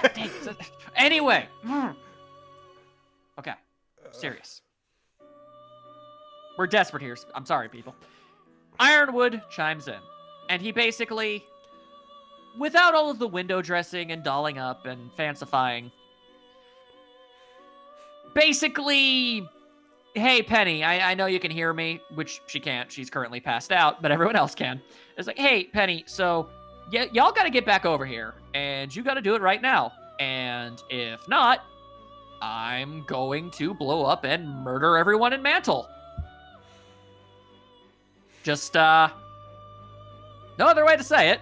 He is, he's basically tossing out, yeah, so do what I want, or I'm a genocide a little, you know, no big. So, I always was under the impression that Ironwood had already kind of crossed the line a couple times now. That's about as evil as you can really get. Yeah. Like, that's James Bond villain, like, sort of thing. Like, hell, he has a revolving chair. All he needs is a cat. Yeah, exactly. And Blake is not available. No. Yeah. Although that is an interesting image. Not with Ironwood, someone else. Like, like a joke. But anyway. Basically... Ignoring that thought you just put into my head. Indeed. Basically, what Ironwood's going through his head, and what really, you know, helps sell the whole Crazy Pants thing, is his reasoning is basically, oh, right, okay, hang on. Penny and, you know, Ruby's, you know, the whole team and everything, and everybody else, they were cool with me for a long time. What was the problem there? Right, they cared about Mantle. Right. So, if I get rid of Mantle, then there's no problem. That's basically his reasoning here. Doesn't seem to very quickly come to the conclusion of, you know, maybe if he, you know, murders so many people that, that's just gonna piss them off more. Seems to have been escaping him. But, I mean, if anything, the plan should have just been, okay, you know what? Let them get evacuated, and then maybe we can talk about things. There were things he could do here, but he is gone. He is out. Also, I have to admit, like, a lot of Ironwood's plan, like, I'm gonna just throw this out there. I feel like I could debunk them with just basically a reverse Uno card. Just... Basically. Oh, it's all about Mantle. Yeah, but for you, it's all about Atlas. But there you go. And not even the rest of Remnant, just Atlas specifically. Yeah, no, I mean, that was the whole thing. I'm gonna launch Atlas into space where Salem can't get to it, I assume. Screw the rest of the world. Yep, alright, well, I guess we'll just live in space forever. It's a plan. Never said it was a good one, but there you go. Anyway, so just to you know, dial it back, you know, into the way back a little bit. The parallels here are stunning in a regard, because you remember Leo? Oh, yeah. His whole thing was, you know, he's based off the lion from, you know, Wizard of Oz. And what did the lion want? He wanted bravery. And but Leo was a massive coward, and everything he did and all the betrayal and all the crap was because he didn't have any. He was scared. Exactly. Ironwood. He is the Tin Man. What did the Tin Man want? A brain. No. Oh, wait, sorry, I'm thinking of the Scarecrow. That's a Scarecrow. Sorry. It's okay. He wanted a heart. Oh, yeah, he wanted a heart. What is Ironwood doing right now? He is being heartless. Is it sad that's just making me think of Kingdom Hearts? I was about to say that he was about to become a nobody. Because it was too good of a setup, and I was desperately holding on to not saying it. Thank you for doing it. The door was open. Not my fault anymore. So, here's me just hoping that, you know, Crow stays completely on the up and up the entire time. He's set up to be. You know, Crow is set up to be a 100% on the side of good I'm just hoping he doesn't do something exceptionally stupid. Although, I'm realizing now, Crow most likely would have seen this. Oh, no, absolutely. He has, even if he didn't have a scroll with him, it's being projected all over the dang place. So he's definitely seeing it, and he's set in. And because he a Birdman, he can get to Ironwood very, very fast. Scraw, mother effer. Slam through window, jump kick. I don't care how he does it. You want to be look, Crow, you were already awesome. You want to be even cooler? Like, just fly into his office as a bird, transform, and just drop kick him in the face. I'm waiting for something like that. I need that in my life. Also, I just want to very quickly take a screenshot of this, because during Ironwood's little spiel, we cut to Weiss, who is visibly seething. But then she goes immediately, and then she hears exactly what he's going to do, and she just immediately jumps to understandable, complete and total horror. Yeah. Yeah, no, Crow's definitely seeing this, because Cinder and Watts are seeing this. And they're just hanging out on a random roof. We don't see their reaction, but they do look at each other like, damn. Part of me is like, wow, we're evil, but like, damn. He was supposed to be a good guy, wasn't he? Damn. At least we're upfront about it. And then cut to John and Ren, pissed. And you know that Ironwood is next level crazy, because he straight up seems to think that this is totally the right and good call. It's like, yeah, no, this is a good idea. I'm feeling good about this. But, small good news. Nora's feeling better. Yeah, Nora's fine. She's awake, and she's able to hold onto her scroll and look at things and solemnly look over at Nora. Not Nora, at Penny. And she's able to sit up, right? Yeah, so, I mean, she could probably get back up at some point pretty soon. So that's good. I still want to see her absorb electricity and all those scars start glowing. Just hold out hope for something amazing and awesome, because that's what's keeping us going. Hey, remember when those tweets came out that was like, hey guys, that was the light-hearted half of the season? Yeah, I believe it now. Well, apparently. Small part of me was hoping that they were exaggerating. Nope. Yeah, like how we were meant to find out Nora's backstory, like, a volume ago. Like, I feel like it was almost 2 volumes ago. Didn't but happen, anyway, yeah. And it was meant to happen this volume, and we're still not getting it, but I think they might have confused it with Cinder. Yeah, no, it's possible. Yeah. I honestly do not know. We're gonna get it at some point. The point is, sometimes the tweets mislead us. This time it didn't. That's all I'm trying to say. So, yeah, basically, yo, Penny, you got an hour to fly yourself over here and do what I want, or, you know, mild genocide. I don't know what's going to happen. That's the end of the episode. I've seen some speculation about what the group could do. Well, there's lots of possibilities. I just don't know which one. One thing I saw is, okay, episode opens up. We see Penny making her way through the vault, but we also notice she ain't hacked. She don't have the glowing red eyes, so we're just like, okay, so what's up? Like, the whole time. And Ironwood, he's just talking to Penny, and she's just trying to convince him, hey, disarm the bomb now, and I'll get the relic. You know, and let's make a real deal here. Yeah, and Ironwood complies. And as he does it, presses disarm, and then snap, it's taken out of his hand. He's like, wait, what the hell was that? Like, some visual stuff happens and turns out, oh no, he went talking to Penny, that was Ruby the whole time, and Emerald's with her. Ba-ba-da-boom! That's a great start to a redemption arc is what that potentially is. Also, that'd just be a cool scene. Oh, absolutely.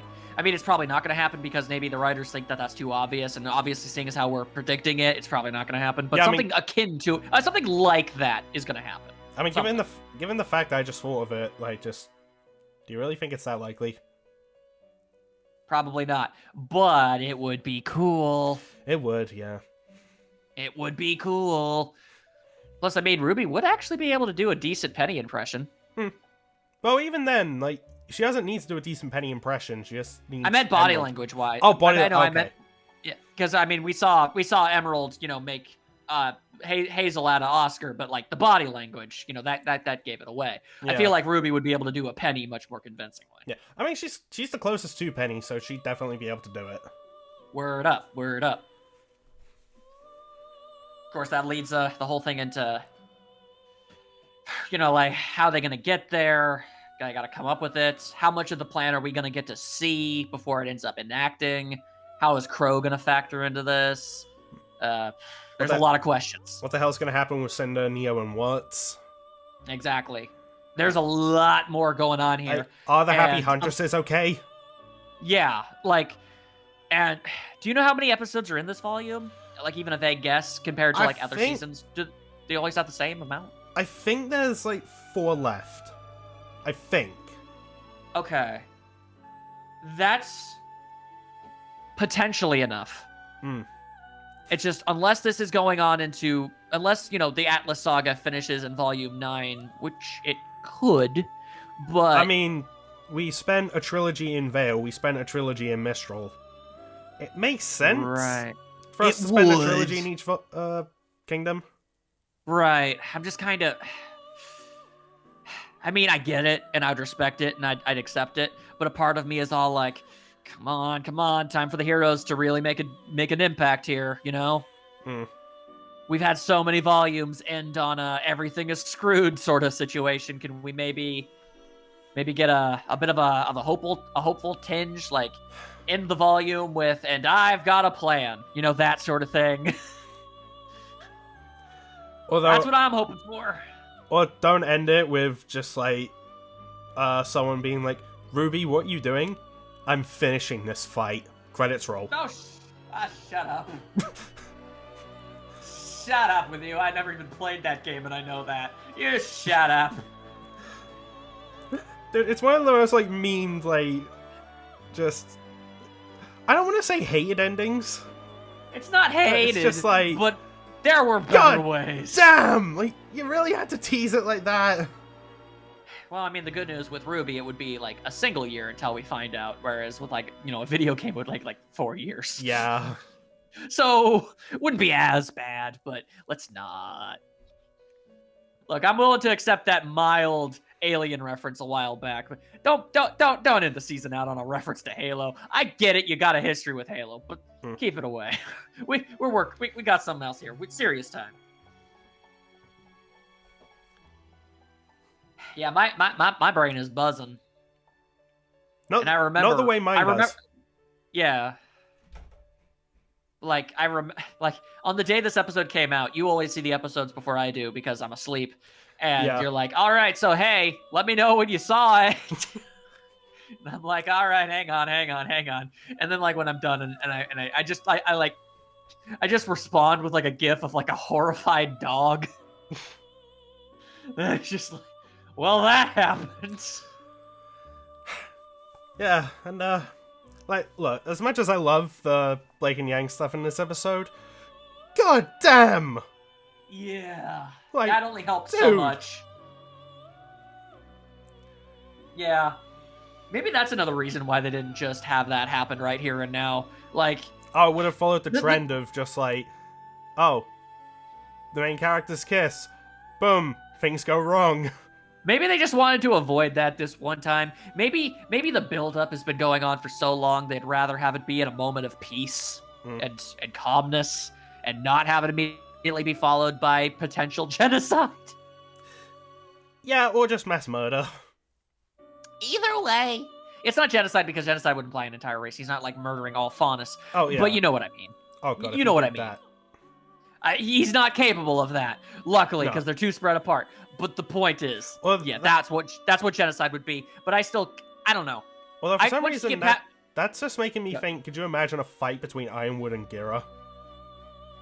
I already know. That would, actually.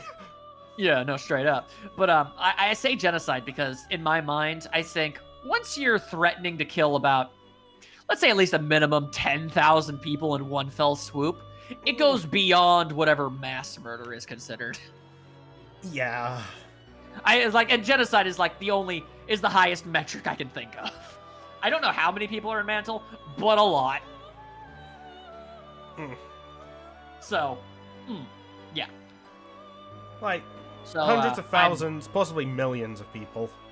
Yeah, exactly. And once you're killing that many people, you're not just committing mass murder anymore. I even though it's not technically by definition genocide, that is what I consider it. All right, so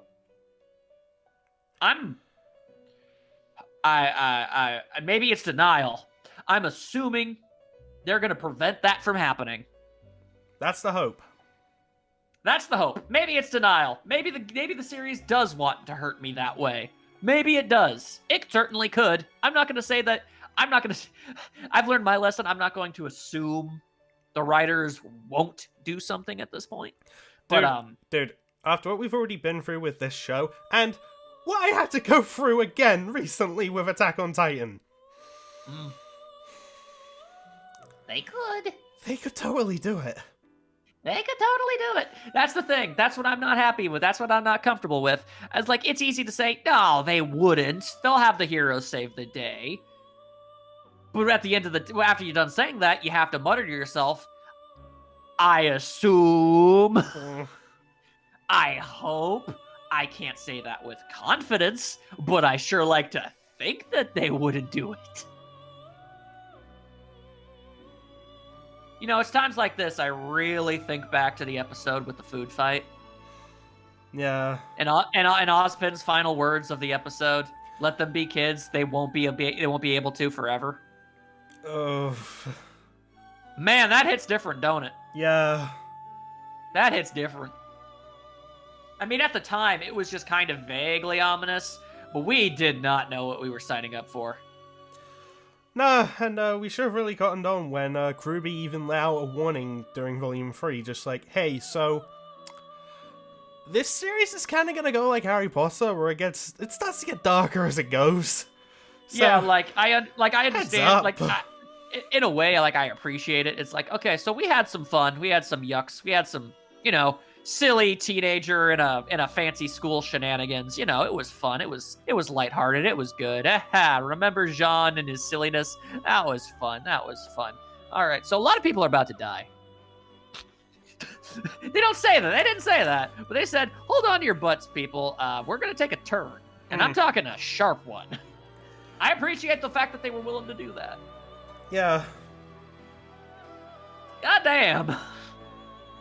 After Pyrrha got literally flash fried into ashes, I was under the impression, oh, okay, so that's the extent of the messed up stuff, No, they got darker. Yeah. Impalements, murders, so much murders. Characters almost dying constantly. Deep emotional trauma and scars being inflicted almost on the episode daily at this point. Yeah. We have some moments of respite. Remember when they were all in those Atlas pajamas? That was cute. That was fun. Remember when Penny was all happy? It'll be just like Beacon again. We all knew what that meant. We weren't tricked. We weren't tricked at the time. We knew what that meant. Oh, she thought it was cute. And it was. Oh, it was. But we knew. We knew this was going to get bad. We knew. I'm just staring off into the distance, squinting. Like I'm a freaking shell-shocked war veteran. I've seen things, man. I ain't got no hope left in me. I do, but I don't. Though I will say, when we get to the end game and everything's been saved, it's gonna feel good. That's the hope. You know what? That's like my last major thought. It's and you know what? I say Endgame specifically, calling back to Avengers Endgame. A whole bunch of stuff went down in those movies. Oh yeah, we lost some people. Yeah, but then we lost people we didn't think we were gonna lose. Yeah, and then Endgame came around, and oh my god, that movie is so freaking good. It really is. It is, and it was. And yeah, there was a lot of sadness. Was so good. That's the thing. There was a lot of sad to the lead up of the payoff. I will the say payoff was worth it. I will say though, I can't watch that movie without crying. Oh no, that's totally understandable, dude. I won't even ask which specific moment because, like, any of them I consider acceptable. It's like, yeah, that's like Avengers Endgame. It's a film that made me laugh. It's a film that made me go, "Oh my god, this is awesome!" And it's a film that made me cry. It's like, no. And you know what? I guess we're getting a little serious here, but I can safely say that RWBY as a series has done the same for me. yeah, It's done all of those things. I am confident, 100%, and I can say this safely. I believe RWBY to be a truly special and phenomenal series. me too. Like, and yeah, go ahead. Like, yeah, if we didn't, do you think we'd be doing like these videos talking about it, or just like how long have we been talking for? Like an hour and a half at this point? nearly 2?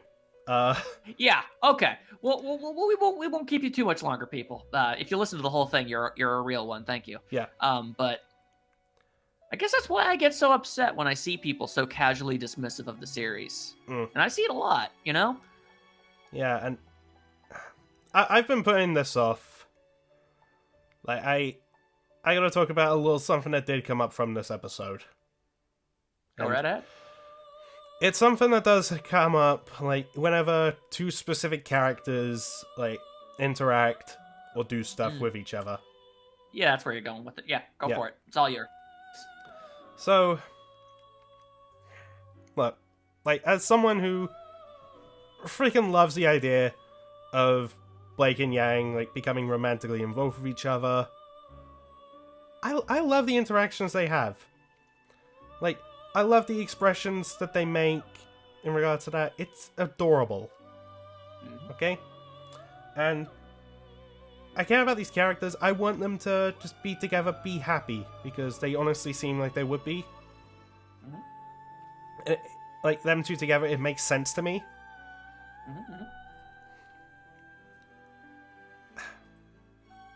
And personally, I think the rate that RWBY have been going about it has been well done.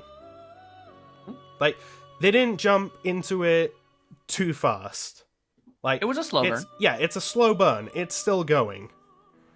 And yeah, we still have yet to see them actually, like, kiss and 100% undoubtedly confirm that, yes, this is a thing. But the headbutt of love thing, that's pretty much just like, okay, yeah, this is happening. We went from like a 60% to like a 95. Yeah. And that's coming from me, who was never a super duper big supporter of it. I feel like this helps strengthen your point. Yeah. Like, but I never hated it. I was just never a huge fan of it. Yeah. But I see it, and it's happening. It's happening. Yeah. Go ahead. And also, it's just a matter of, like, there's also just different, like, shipping, like, tropes with, like, characters. Like, there's the one that you like, where it's, like, childhood friends who eventually, like, realize they love each other and, like, that sort of thing. That's exactly with Ren and Nora. Hell yeah, I love it. And I'm not gonna lie, I kind of thought that's what Blake and Sun were in Volume 1. Yeah, it's okay. Misunderstandings. Yeah. But turns out that wasn't a thing. But with Blake and Yang, it's like the opposite, like, attracts, and then they just make each other better people as they grow closer, and that's really freaking sweet. And there's also the trope of just like, okay, one obviously has the feelings for the other, but the other was so goddamn dense and oblivious they do not notice. For the record, that can work and be adorable and great, but it can also be done wrong. All tropes are tools. You can do them wrong, and you can do them right. Yeah, and I think what RWBY have been doing, like, so far is good. Yep. And yeah, of course, like, anytime Blake and Yang show some sort of affection towards each other, like, whether it be them just, like, dancing and Blake just, like, you know, failing to dance as Yang giggles, or Yang staring at Blake's new hair and Blake blushing because of it, or even just them like touching their foreheads together, or holding hands and saying they're protecting each other, like all that stuff. Whenever these moments come up, I'm always seeing a lot of people say, oh, this is forced, this is pandering, this is like this and that, or even just bringing up petitions, just stop this and like not ruin the show. I have seen that. Yeah, no, I have too. And I've seen them for a multitude of reasons. Yeah, and there's a lot I can say about that sort of thing that I see from people. All I'm gonna say is, if two characters being together like this really makes you that annoyed to the point where you're starting to be put off by the show, like entirely, I really, really pity you. That's pretty sad. Like, look, as someone who's even just like gotten upset or angry about something that, when you look back on it, that was really stupid, or just like damn right childish. Oh yeah, no, I've had plenty of those. Yeah, like if you honestly hate it to the point where you're turning against the show, or even having some sort of resentment towards the writers or the voice actors, just take some time, reflect, and I guarantee you'll look back and just go, man, that really wasn't worth it. And if I may briefly interject, when you look back, I honestly hope that you're able to say, man, it's pretty crazy that there was a point in my life where that, of all things, was the biggest concern of my life. Like, we're talking about an internet show for over 2 hours because we're deeply invested and emotionally connected to these characters. Yeah. And, you know, we have a good time and everything, but like, nothing's that serious. We're here to have fun. We're enjoying ourselves. But, like, you don't need to get that into anything, really. Yeah, and, like, admittedly, I also see some people who, like, they ship Black Sun. And I get that. I really do. No, completely acceptable. And if you're just, you know, upset that Bumblebee is what's happening because you wanted this to happen instead, honestly, and this is something that I thought about, because admittedly I didn't have the biggest opinion of Black Sun, especially in Volume 4. Fair enough. They're just my reasons, I won't get into them too much, but yeah, no, it's cool. At the end of the day, I always thought, okay, if Blake is happy, that's, like, the most important thing. Like, do you not want the characters to be happy? Like regardless of who Blake gets hitched with, she's got good options. If she's happy at the end of the story, then... Yeah, straight facts. Yeah, I'm happy for her. Yeah. So, like, again, that's just sort of something you need to ask yourself. Like, are you really that opposed to characters just being happy? And, like, yeah, you can have your preferred ship. Like, I'm not saying you can't dislike Bumblebee. That's your opinion. You're entitled to it. But if it's actually just, like, honestly ruining the series for you, I'm sorry. Yeah. But it's a thing that's happening. And I hope you can find some way to at least not have it bother you as much. Yeah.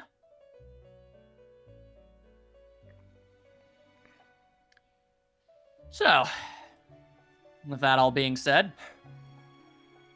we really like this show. Yeah. Like, I don't think we have like so much merchandise of it. Like, yeah, I don't think I've ever bought. I don't think I've bought more merchandise from any other series than this. Now that I think about it, I never thought about it before. Same, honestly. Mostly of the same character, but that's still that you know, it still gets the point across. Yeah, and like I have this super nice Blake figure, like on my desk. It's like that, like Japanese to scale one. Oh yeah, that's a good one. And I also think back because I got that at RTX London, like the last one that happened. Yeah. And it's like, man, I had a good time going to that con and meeting fans who are like this invested in this show as well. Or even seeing some great cosplay. Like I was talking to my parents about this, just like all the amazing stuff. Like the first RTX I went to, there was a couple in cosplay that got engaged. Aww. And I'm just like, damn it. What actually makes it even sweeter? Like they both had a ring because they were both planning on it. Oh, you love to see it. And got even more adorably, they were cosplaying Blake and Yang, but as Beauty and the Beast. Oh, so it was like a double whammy. Yeah, it was really sweet. That's awesome. And just like, man, stuff like that coming from this show. It's made a lot of people happy. Yeah. Not just us. Yeah. It's really something special. So, you know, at the end of the day, man, like, if something like this, these small things can really get to you to the point where you're just that upset and angry, can't let other people be happy, then, I don't know, maybe you should just find something else to do. Find another show to watch that is more agreeable to your sensibilities. Because clearly this just isn't it. If this is what's getting to you. Yeah. I was also going to lead into like other stuff about RWBY just having an impact on things. We can save that for later. Yeah. I think we've given enough people enough to deal with for now. Yeah, like we've been recording for a long time. Yeah, we should probably maybe stop this for now. Regardless, if you sat through all of that, like, you have no idea how much that actually means. Yeah, no, that is phenomenal. Thank you. Like, look, I know, like, in comparison to the Death Battle videos I put out, the RWBY videos don't get all that many views. No, but we still make them. Yeah, because they're fun to make. Like, yeah, I enjoy like discussing the show with you. I enjoy editing and listening back to it, and also the Persona music that I put in. Yeah, it's just tradition now. Yeah. Although we used "Reach Out to the Mirror" last time. True. Yeah. Phenomenal song, but I digress. At some point, we have to use "Titanic Shadows." Oh, absolutely. I mean, there is one obvious thing we could save that for. No, we'll see. But just to tie this whole thing up in a bow, thank you very much for watching. We hope you enjoyed yourselves. We'll be back next week, assuming, you know, weather permitting and what have you. We'll have it the next episode next week, and I'm just hoping it's slightly less heavy. I'm not going to promise anything, but, you know, fingers crossed. Yeah. And, we'll see what happens and how this volume's ultimately going to wrap up. Yeah. Bye. Bye. I need sleep.